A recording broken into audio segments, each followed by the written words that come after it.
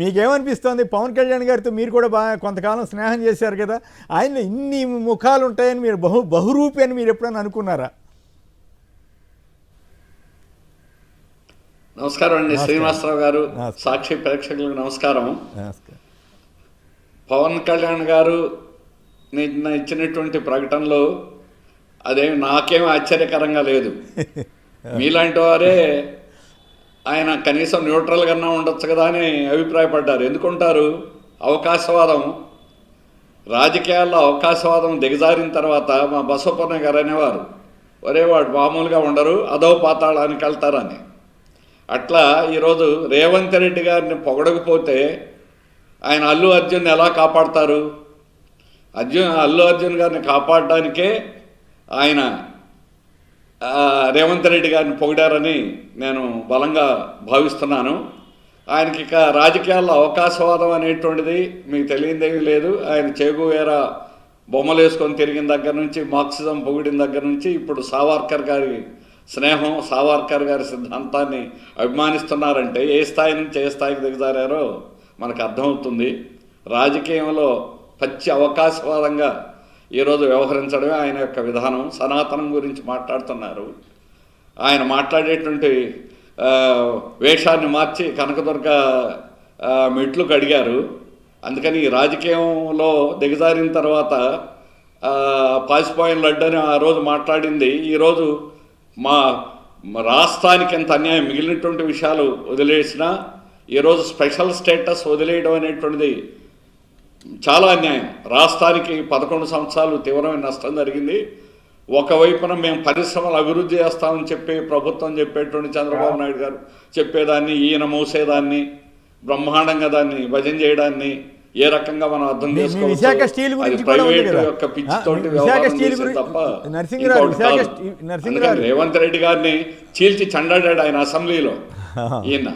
ఈయన చేసినటువంటి దాన్ని పుష్ప సినిమా సందర్భంగా సందేహాల దగ్గర జరిగినటువంటి ఘట్టాన్ని ఆయన దోషిగా నిలబెట్టాడు.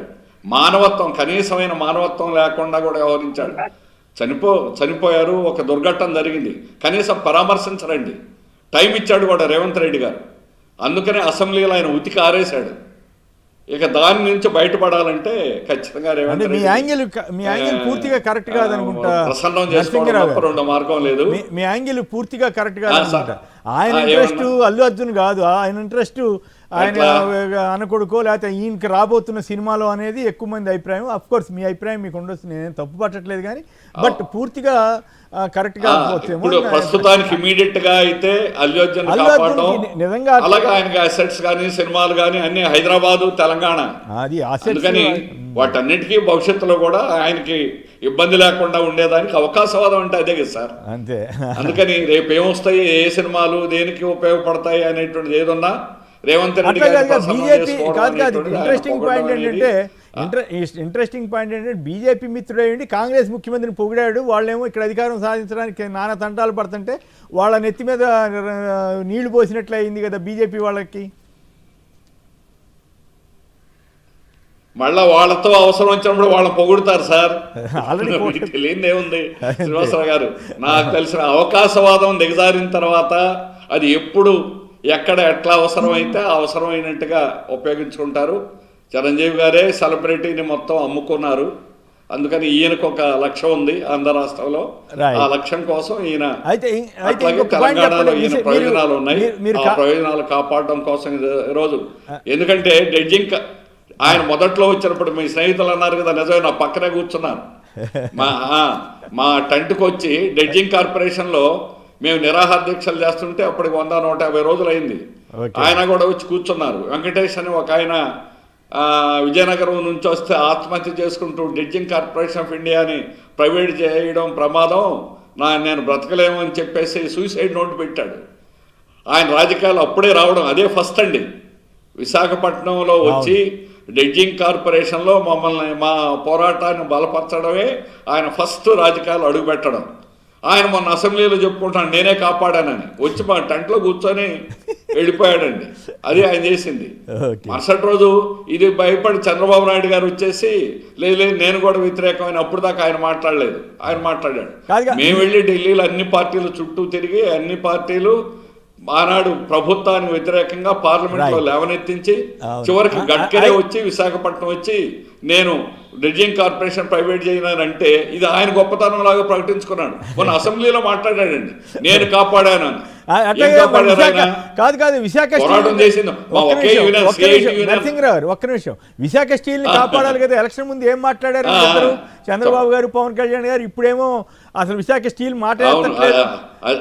అవును, ఈ రోజు విశాఖ స్టీల్ గురించి ఆయన 2 గంటలు ఆలకించారు, సంతోషం. నేను కూడా మాట్లాడుతా అన్నారు. ఏం మాట్లాడుతున్నారు?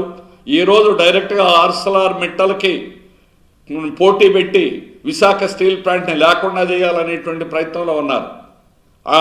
అందుకని అంత తీవ్రమైనటువంటి ప్రయత్నం కేంద్ర ప్రభుత్వం చేస్తూ ఉంటే నోరెత్తి మాట్లాడలేనటువంటి పరిస్థితి. అక్కడ ఆర్సెలర్ మిట్టల్ పెడితే నక్కపల్లి ప్రాంతం నాకు తెలుసు, ఆ 5,000 గ్రామాలు, ప్రతి గ్రామం నేను తిరిగాను.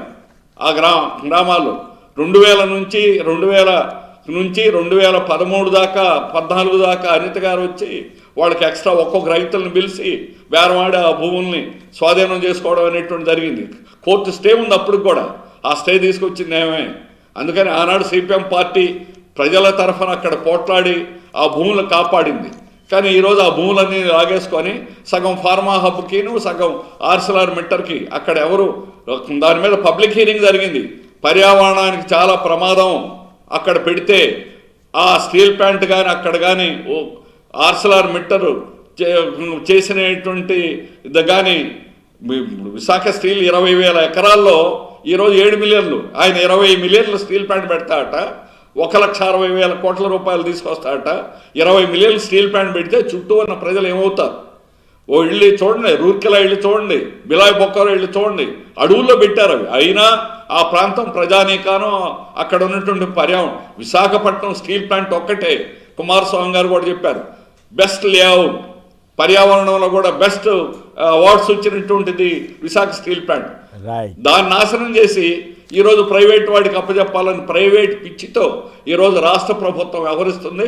కేంద్ర ప్రభుత్వం దీన్ని ఎలాగన్నా మొండిగా కార్మికులను కడుపులు కాల్చి కార్మికులకు జీతాలు ఇవ్వకుండా మలమల మార్చి ఈరోజు ఎలాగన్నా కానీ మేము దండం పెట్టి స్టీల్ ప్లాంట్ తప్పించుకు ఎలాగైనా ప్రైవేట్కి ఇస్తారని చెప్పేసి అనుకుంటున్నారు. ప్రాణాలు పోయిన విశాఖ స్టీల్ ప్లాంట్ కార్మికులు ఎవరు? ఈరోజు 117% ఉత్పత్తి చేస్తున్నారు. మీరు 3 బ్లాస్ట్ నడపండి, బ్రహ్మాండంగా లాభాలు సాధిస్తాం. కానీ మీరు ఏదో ప్యాకేజీలు ఇచ్చేస్తే ప్యాకేజీలతోటి విశాఖ స్టీల్ ప్లాంట్ సమస్య పరిష్కారం కాదు. సొంత గనులు ఎందుకు ఎవరనే సమాధానం చెప్పండి. దేశంలో అన్ని స్టీల్ ప్లాంట్కి ఉన్నాయి. కేంద్ర ప్రభుత్వాన్ని అడిగేటువంటి ధైర్యం వీళ్ళకి లేదు. అందుకని ఈరోజు విశాఖ స్టీల్ ప్లాంట్ని ఎలాగన్నా ప్రైవేట్ వాడికి ఇచ్చేదానికి కూడా ఆర్సెలర్ మిట్టర్ని గొప్పగా చెప్పడం అనేటువంటిది, ప్రైవేట్ వాళ్ళు గొప్పవాళ్ళు అని చెప్పడం ఏ రకంగా కరెక్ట్ అని అడుగుతున్నాం. మీరు కేంద్ర ప్రభుత్వం ప్రకటించినటువంటి 2021లో కూడా 945 కోట్ల ప్రాఫిట్ తో ఉంది. ఈ 3 ఏళ్ళు మీరు కావాలని ఉత్పత్తి జరగనివ్వకుండా, అక్కడ ప్రొడక్షన్ జరగకుండా, సేల్స్ జరగకుండా బెస్ట్ క్వాలిటీ ఈ రోజు కూడా దక్షిణ భారతదేశంలో నంబర్ 1 విశాఖ స్టీల్ కాదు. పవన్ కళ్యాణ్ ఎట్లా మార్చినట్లే విశాఖ స్టీల్ విషయంలో కూడా చంద్రబాబు పవన్ కళ్యాణ్ అవకాశం. ఇప్పుడు స్టీల్ ప్లాంట్ గురించి పవన్ కళ్యాణ్ గారు కానీ అలాగే రాష్ట్ర ప్రభుత్వం వ్యవహరిస్తున్నటువంటి తప్పు, కేంద్ర ప్రభుత్వం అతి దుర్మార్గంగా ఉంది, కక్ష కట్టి ఈ రోజు వ్యవహరిస్తుంది. మీరు అడగాలి. అందుకని పవన్ కళ్యాణ్ గారు అందులో భాగస్వామి, సంకీర్ణ ప్రభుత్వంలో భాగస్వామి.